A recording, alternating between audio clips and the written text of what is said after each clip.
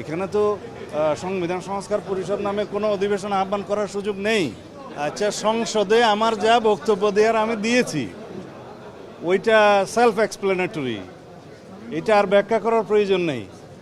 ওনারা বলেছেন যে বাংলাদেশের এই যে জাতীয় সংসদের অধিবেশন আহ্বান করেছে রাষ্ট্রপতি প্রধানমন্ত্রীর পরামর্শক্রমে, তো সুতরাং সংবিধান সংস্কার পরিষদের অধিবেশন কেন আহ্বান করলো না?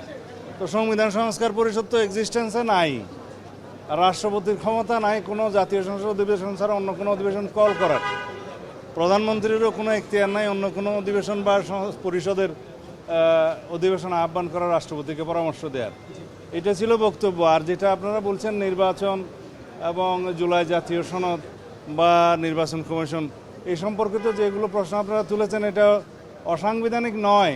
নির্বাচন কমিশন কনস্টিটিউশনাল বডি, কনস্টিটিউশন অনুসারে নির্বাচন কমিশন দুইটা নির্বাচন করতে পারে, একটা জাতীয় সংসদ নির্বাচন আর একটা হচ্ছে রাষ্ট্রপতি নির্বাচন। তো সেই নির্বাচন তারা করেছেন, তা আমরা নির্বাচিত হয়েছি জাতীয় সংসদ সদস্য হিসাবে, এটা হলো যে কনস্টিটিউশনাল ম্যান্ডেট হিসেবে তারা। বিকাশ পেমেন্টে 10,000 টাকার বেশি অফার, শপিং চলছে তো। জুলাই জাতীয় সনদ যেভাবে স্বাক্ষরিত হয়েছে সেই বিষয় নিয়ে এই মহান সংসদে আলাপ হবে, আইন প্রণয়ন হবে, অ্যাকর্ডিংলি যদি প্রয়োজন হয় সংবিধান সংশোধন হবে, তারপরে যদি কোনো পরিষদ গঠন করতে হয় সেটা তারপরের ব্যাপার। তা আমরা কনস্টিটিউশনালি যাই, আমরা কোনো কিছুই অস্বীকার করছি না, কিন্তু আমরা বলছি যেটা আমরা সংবিধান মেনে চলতে পারি। এখন অধিবেশনে আহ্বান হয়েছে, আমরা অধিবেশনে এসেছি, আলোচনা করি। এখানে তো সংবিধান সংস্কার পরিষদ নামে কোনো অধিবেশন আহ্বান করার সুযোগ নেই, সেই কথা আমরা বলেছি। সেটা ঠিক বলেন নাই আপনি।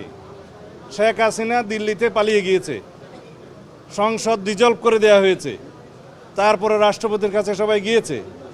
106-এর অধীনে সুপ্রিম কোর্ট থেকে সেটা অন্তর্বর্তীকালীন সরকারের অনুমোদন হয়েছে, তারপরে সবাই শপথ গ্রহণ করেছে, সেই রাষ্ট্রপতির অধীনে প্রধান উপদেষ্টা সহ সবাই শপথ গ্রহণ করেছে।